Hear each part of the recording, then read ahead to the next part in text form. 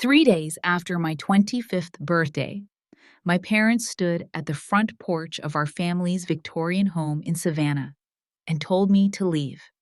No yelling, no drama, just a cold sentence from my mother. You've embarrassed this family enough. Useless daughters don't belong in a legacy business. She didn't flinch. My father didn't even look up from his teacup. And my brother Elliot, their golden boy, watched from the stairwell with a smirk, arms folded as if he were watching a nuisance finally being cleaned out. They didn't ask where I'd go. They didn't ask if I had money. They didn't ask if I was okay. What they did say was this: "You won't survive without us. You'll come back. You always do."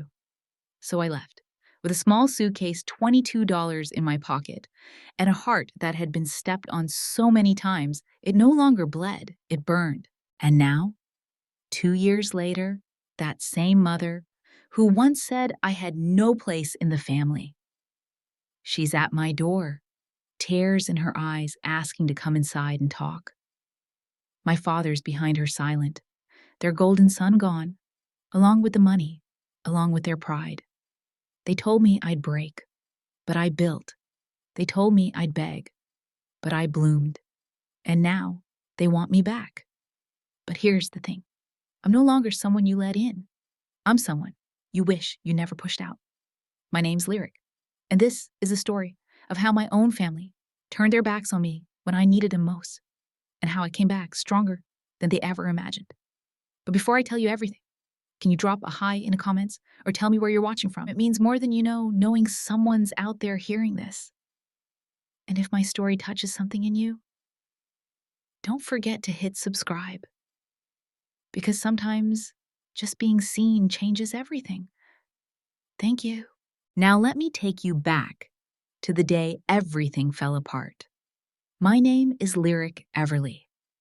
I'm 25, born and raised in the thick, heavy heat of Savannah, Georgia. I lived in a stately Victorian home with white columns and stained glass windows nestled on a quiet, tree-lined street. The kind of place tourists pause to photograph. But behind that antique painted door, reality was far less picturesque. My family owns Pembroke Antiques, a landmark store on Liberty Street, known for its curated collection of 18th century furniture, Victorian jewelry, and rare art prints. To the outside world, we were a prestigious, refined household, but behind the velvet curtains, we were curated in a different way. My father, Winston Everly, speaks like he's narrating a documentary about himself. Everything with him is legacy and perception. My mother, Eleanor, carries herself like a first lady from the 1930s, immaculate, calculating, and obsessed with our reputation. But the real star, the golden child, has always been Elliot, my brother, 3 years older, and about as subtle as the cologne he douses himself in. Elliot never had to prove his worth. He was the heir simply because he existed. I, on the other hand, was just there. Invisible, but expected to be useful. I managed inventory, polished antique clocks, kept the ledgers tidy when no one else wanted to. No one noticed. I once dreamed of becoming a literature professor. I adored ancient texts, the feel of old paper between my fingers. I even got a degree in English literature, but my mother laughed and said, "That's a hobby, dear, not a profession." So I took a part-time job at a bakery on East Hall, where I wasn't somebody's disappointment. I was just the girl who makes a mean cinnamon braid. And honestly, that felt like more of an identity than I ever had at home. The evening of my 25th birthday arrived with the scent of beeswax and decay. Pembroke Antiques was always a little too cold, a little too quiet. My parents hosted a dinner party just for family, which meant mostly talking about Elliot's latest exploits. They gave me a gift, a set of antique poetry books I'd been admiring for months. My heart leapt until Mom added, "Maybe you'll finally learn to talk like Isadora. She knows how to use her words with purpose." Isadora Wren, the darling of Savannah's art circles, a house-sized ego in silk heels.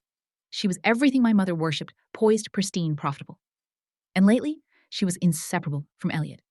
He arrived late that night, reeking of oak-scented cologne from a boutique on River Street, with his jacket slung over one shoulder, and that smug grin I hated.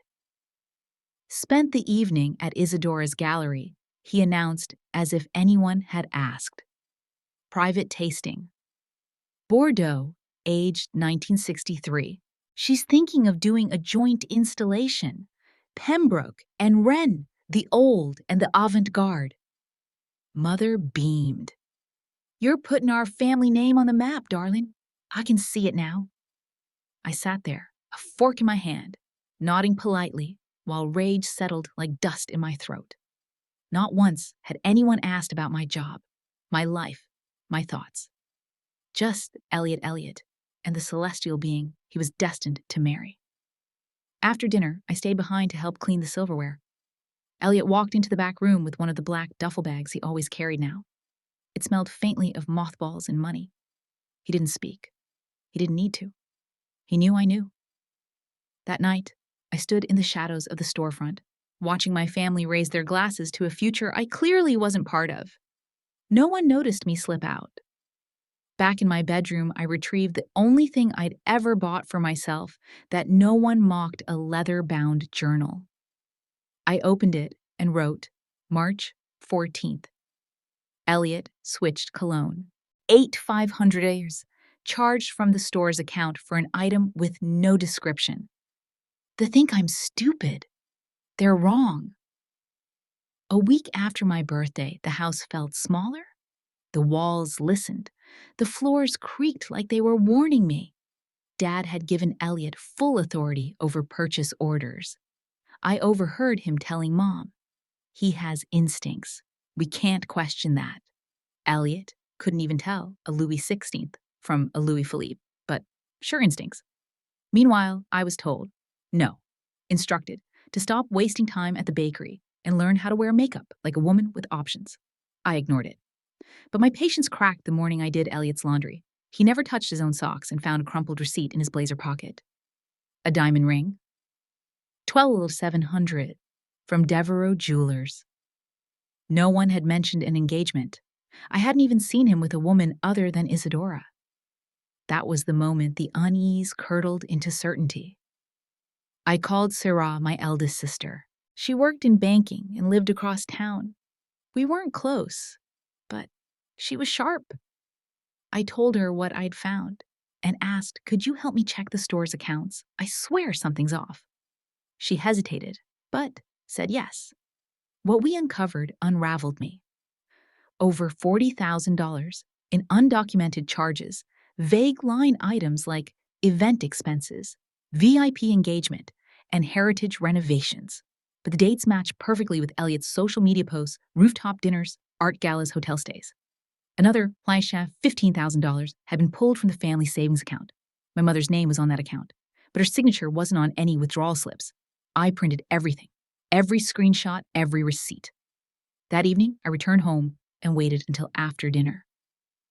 I stood at the dining table, papers in hand.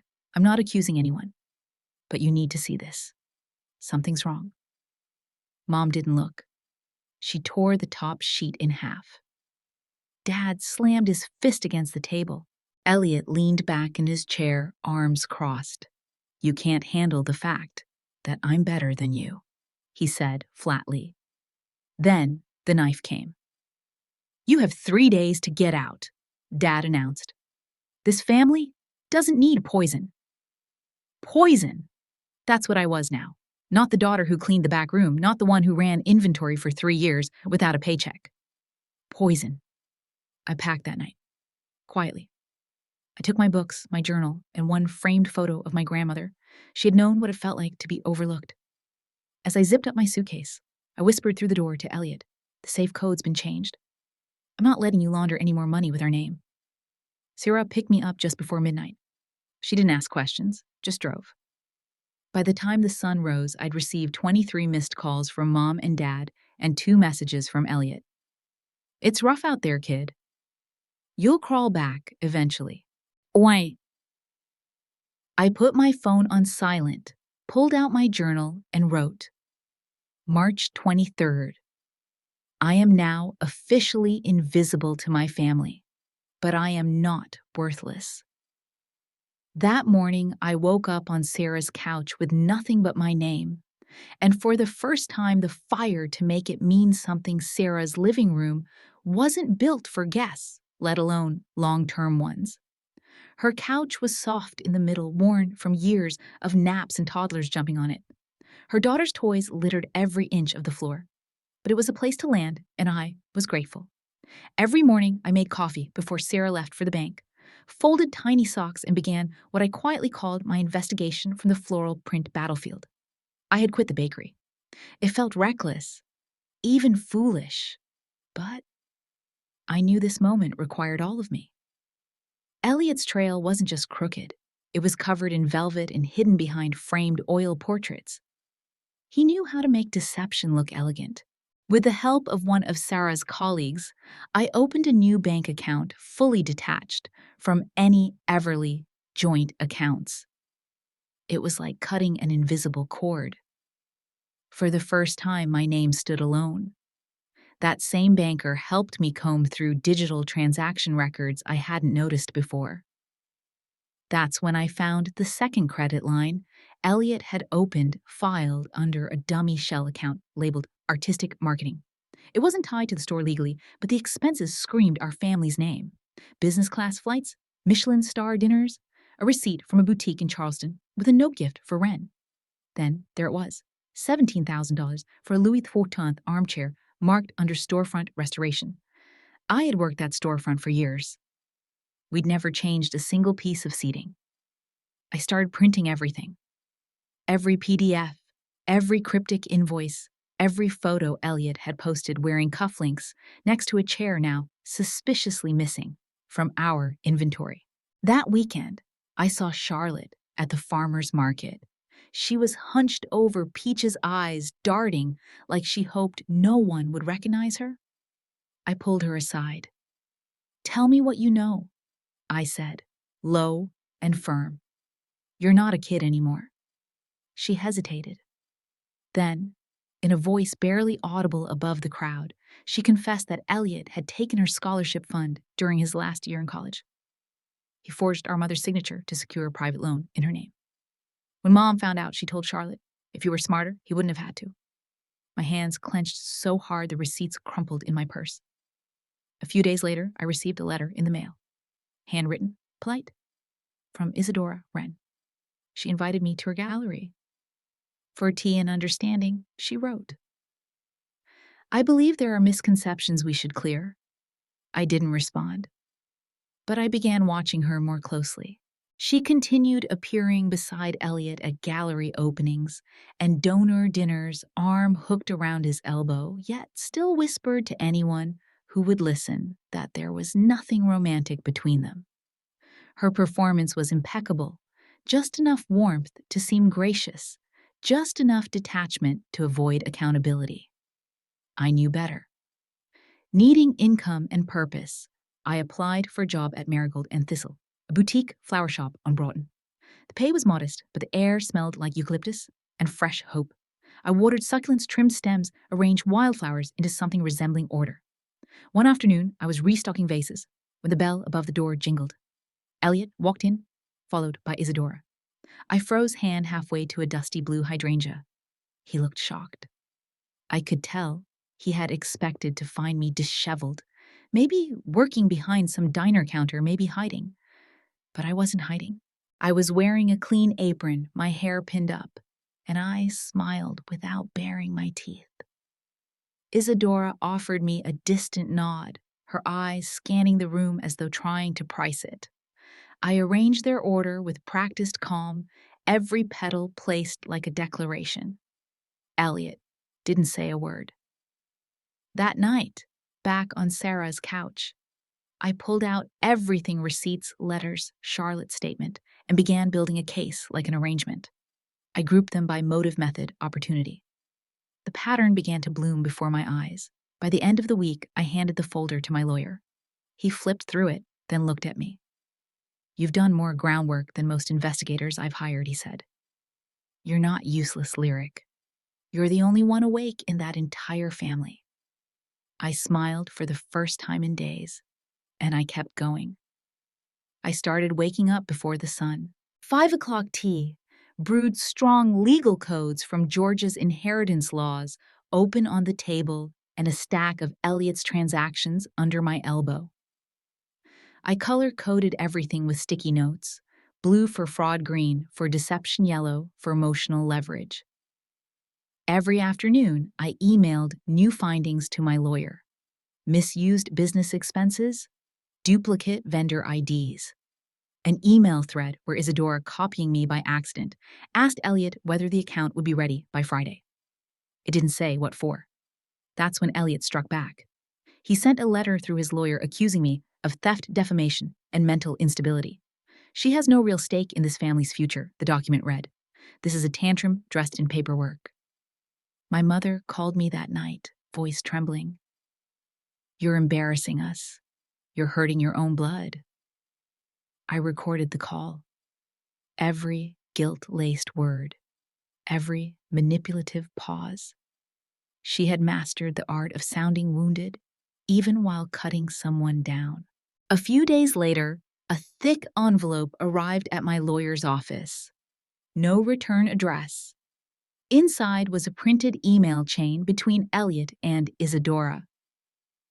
In one message, Elliot promised to transfer Lyric's share of a future investment to Isadora once their mother signed over power of attorney. The message came from Isadora's email. It wasn't signed, but it didn't have to be. My lawyer raised an eyebrow. She's playing both sides. Careful. The first mediation session arrived quickly. I walked into the mahogany-paneled conference room alone. My parents sat on the other side. They refused to meet my eyes. My father leaned forward, clasped hands like a CEO addressing staff.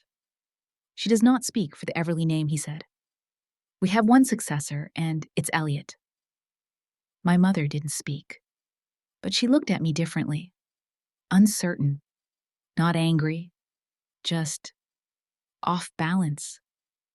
I opened my bag and began placing documents on the table. The ring receipt, the chair purchase, transfers from the family fund to Elliot's personal card, a copy of the email from Isadora, and finally, my journal entry written in ink the night I saw Elliot gift my poetry collection to Isadora at a fundraiser, pretending it was his. Elliot scoffed, mumbling something about clerical errors. I said nothing. The silence did more damage than any argument. When it was over, my lawyer leaned over and whispered, "We have enough." We moved forward with a formal challenge to the will and request a forensic audit. I nodded, but I wasn't satisfied. There was still something buried deeper, something Elliot and my parents were hiding, something they didn't want anyone to find. I wasn't looking for revenge. I was looking for my place, and I wasn't leaving until I claimed it. Returning to the flower shop after a week of preparation felt like stepping into a colder version of reality. The store smelled the same lavender and eucalyptus, but something was off. The air carried a hush I hadn't felt before. Co-workers smiled with tight lips and looked past me. One of the regular customers, an older woman who used to ask for my opinion on bouquet choices, lowered her voice and said, "Poor thing. Thrown out and now trying to take her brother to court. Some families just can't keep things quiet." That morning, someone had left a folded copy of the Savannah Chronicle on a front desk. The headline read, "From Sister to Saboteur, is it business or broken hearts?" The subhead beneath the title made my stomach drop. A grainy, zoomed-in photo showed me leaving Pembroke Antiques, carrying my journal and a manila folder. I could tell the angle was intentional. It made me look bitter, desperate, like someone who wanted revenge. The article read like a well-rehearsed monologue. It suggested I was suing Elliot over emotional instability, not evidence. It mentioned my departure from the house as a breakdown, not a breakaway. The words weren't Elliot's. They were too polished, too perfectly backhanded. I knew who had written it. Isadora. She and Elliot were no longer attending events together. Rumors hinted at a quiet separation. but she had too much to lose to let the truth come out. Throwing me under the bus was her way of preserving the version of herself she had spent years building. Then came the invitation, a formal card sealed with the Everly family crest. I was asked to attend a private image restoration dinner at my parents' house. I stared at the envelope for an hour before deciding to go. Something told me I needed to be there, not to support them, but to witness what they were willing to do next. The house looked the same: columns, polished floors, classical music floating from unseen speakers. But inside, it had changed. The guests were all polished acquaintances, people who had once smiled at me like I was someone else's child. My father took the center of the room like a practiced politician. "We apologize," he said, voice full of scripted sorrow for the misunderstandings that led some members of our family to behave rashly. He never said my name. He didn't have to. The message was clear.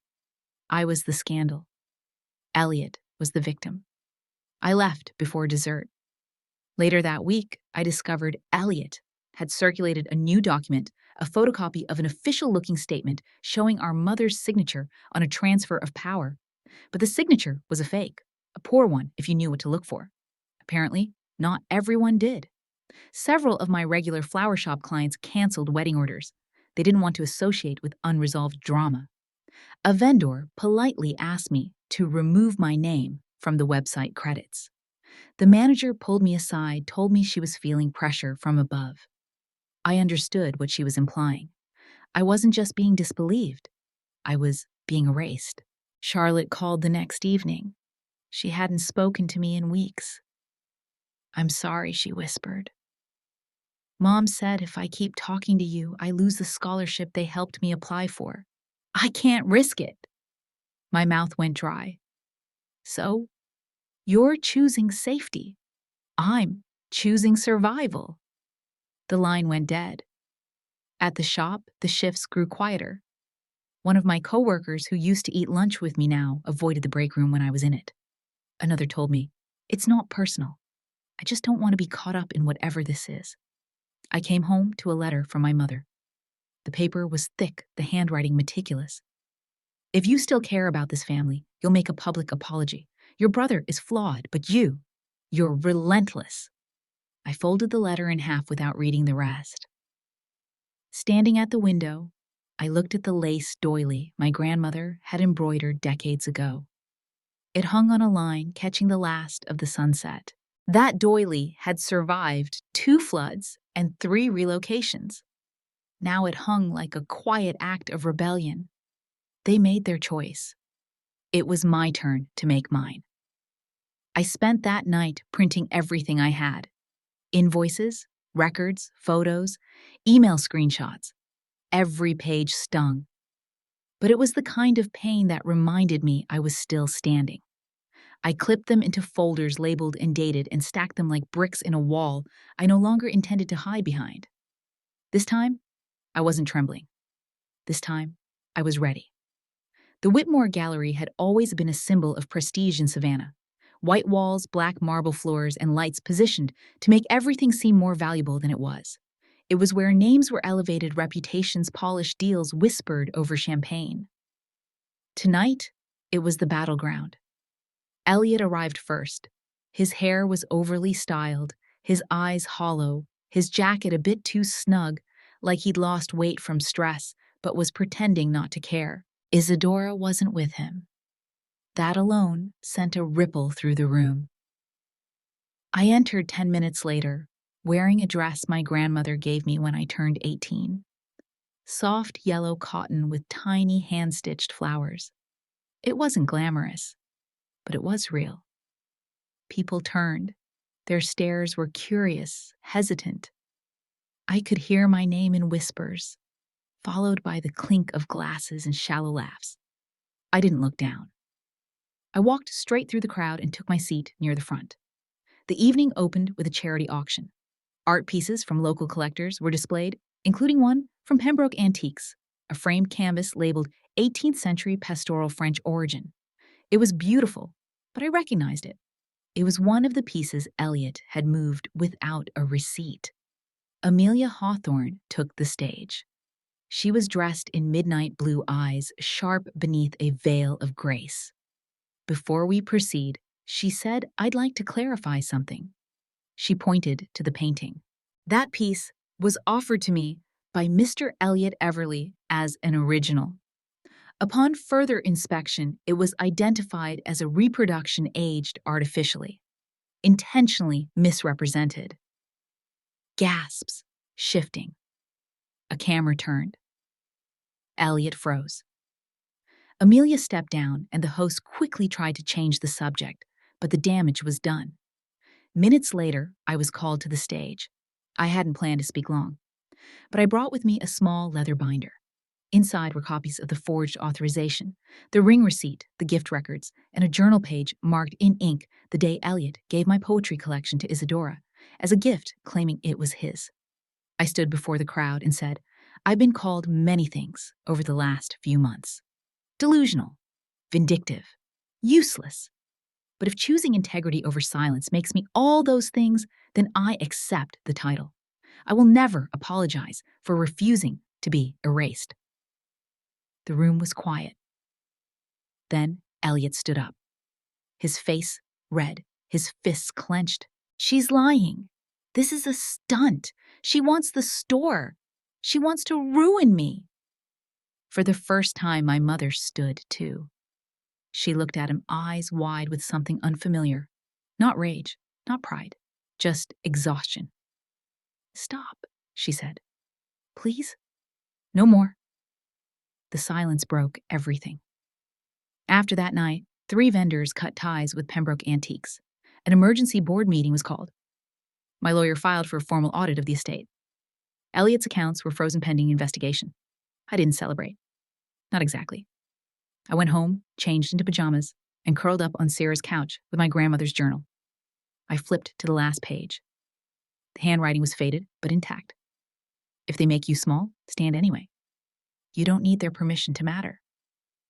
I closed the journal, pressed it to my chest, and whispered, "You were right.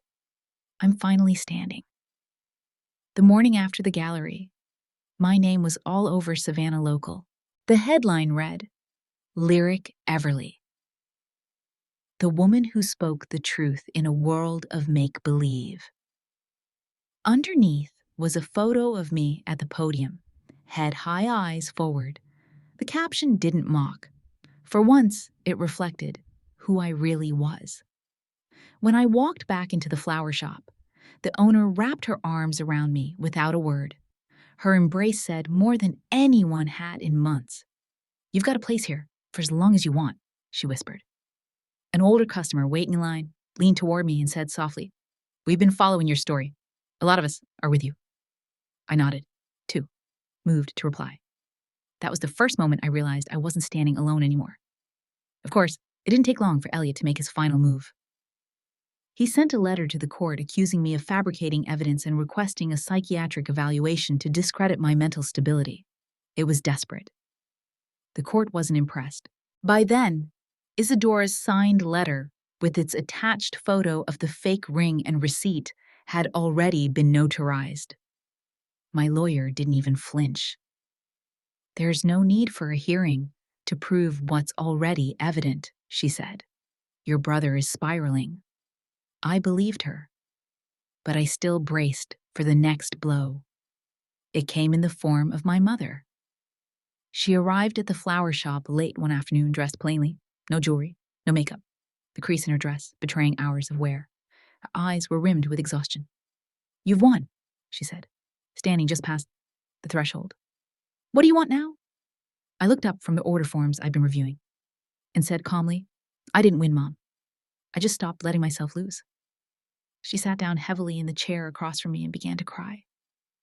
Not dramatically, quietly, like someone finally letting go after years of gripping too tightly. "Your father is losing the store," she said. "Charlotte's lost her scholarship. The family's in pieces. And it's because we backed the wrong one." I didn't respond. There was nothing left to say. But for the first time, I saw her not as a mother or a gatekeeper, but as a woman flawed, afraid, and finally seeing what she'd refused to look at. The court's decision arrived days later. Pembroke Antiques would be placed under third-party management. Elliot was stripped of any authority over the business. My share of the estate was to be paid in a lump sum, including the release of a portion of the frozen assets. Most important of all, I was granted full rights to my collection of antique books. Elliot was found liable for mismanagement and personal misuse of company funds. A formal investigation would follow to determine restitution. My parents could no longer access family accounts without approval from the financial monitor assigned by the court. It was a clean severing of power, the kind that doesn't scream or gloat, but quietly shifts everything. A week later, I found an envelope on my doorstep. No return address. Inside was a sketch of an aster, delicate petals shaded in soft graphite with a simple inscription at the bottom. To those who bloomed in the dark. There was no name, but I knew it was from Isadora. She didn't ask for forgiveness. She didn't offer excuses. Just that drawing and a line that felt more like confession than apology. I framed the sketch and placed it on my desk beside a vase of thistles and baby's breath. Not because I needed a reminder of her guilt, but because it reminded me that even in betrayal, something beautiful can still emerge. An invitation arrived not long after. The Savannah Women's Council had asked me to speak at their spring conference. The topic, When Your Family Gets Your Story Wrong. I stared at the email for a long time, not out of hesitation, but because I finally understood that my voice had weight. My story mattered not as a scandal, but as a survival. And I wasn't telling it to answer the past. I was telling it to light the way for someone else. My new apartment sat 3 blocks from the flower shop. It was small, just 2 rooms, and a crooked balcony, but the morning sun poured in like a promise. The bookshelf I'd rescued from the old house lined one wall. My antique poetry collection, once hidden away, now stood proudly on display. I began offering weekend flower workshops, just a side idea at first. But soon, women from all over town signed up. Middle-aged mothers, college students, retired nurses. We sat in a circle on folding chairs and talked about arrangements, grief rebirth, and how tulips always lean towards a light. Jasper and I ran events together, donating bouquets to local charities and shelters. People often asked if we were a couple. We never answered. What mattered more was that he showed up and never once asked me to be smaller than I was. Then came the letter from home. This time, no threats, just an invitation. Please come to the family meeting this Sunday. No pressure, just presence. I went, not to make peace, but to put things in their rightful place. We sat in the old dining room. My father stood, hands trembling. I was wrong, he said. You're not useless. I just didn't see you. I didn't cry. I didn't even smile. I said, I forgive you, but I'm not coming back to be who I was. He nodded. No argument, no justification, just silence. And that was enough. Charlotte began visiting the shop every Saturday. She didn't say much, just helped me restock the tulips and sweep the floor. But I saw her glancing at the books, at the sketch from Isadora, at the list of flower names taped beside my register. There was curiosity in her now, maybe even respect. Sarah and I started planning a second location, something by the river where the tourists strolled and the breeze always carried the scent of magnolias. She handled the logistics. I picked the petals. The Savannah Flower Festival came quickly that year. I was nominated quietly, anonymously for Young Entrepreneur of the Year. When they called my name, I hesitated, then stepped onto the stage. In the crowd, I saw Sarah holding Charlotte's hand. Jasper stood to the side, filming. Amelia sat in the 3rd row, arms crossed, smiling in her own stern way. My parents stayed toward the back. They didn't try to steal the spotlight. They just clapped, softly, but without reservation. A reporter asked during the interview, "Who were you before this success?" I didn't blink. I was the girl everyone overlooked. I was the daughter who didn't matter. I was the one labeled useless. But if being kind, steady, and unwilling to lie makes me useless, then I'll wear that name with pride. I stepped down from the stage into a soft drizzle. Confetti shaped like wildflowers floated from above. And for the first time, I felt no need to be accepted, because I already belonged to myself. Sometimes the deepest wounds don't bleed, they echo. But in that silence, we find who we are beyond the names we're given, beyond the roles we're forced into. Healing isn't loud. It's quiet, steady, and often invisible. Until one day, you realize you've grown roots in the very soil meant to bury you. If this story touched something in you, I'd love to hear your thoughts. Leave a comment, share your truth, and don't forget to subscribe. You never know who might need this next.